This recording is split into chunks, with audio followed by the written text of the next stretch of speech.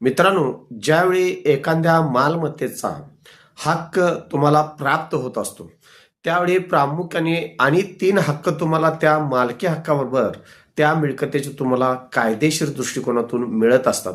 आता ते मालकी हक्क 3 कोणकोणते आहेत ते आपण पाहूया.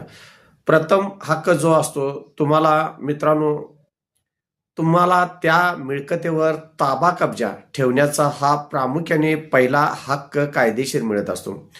दुसरा, तुम्हाला असा हक्क मिळतो की तुम्हाला ती प्रॉपर्टी जी तुम्ही तुमच्या ताब्यामध्ये आहे किंवा तुम्ही त्याचे मालक आहात, ती प्रॉपर्टी तुम्हाला तुमच्या मर्जीप्रमाणे तुमच्या गरजेप्रमाणे तुम्हाला वापरता येते. आणि तिसरा फार महत्वाचा हक्क म्हणजे ती जी काय मिळकत मिळालेली असेल त्याचा विक्री करण्याचा संपूर्ण हक्क आणि अधिकार कायदेशीररित्या हा तुम्हाला मिळत असतो. त्या पद्धतीने हे फार 3 महत्वाचे हक्क आपल्याला येत असतात. पहिला म्हणजे ताबे कब्जाचा हक्क असतो.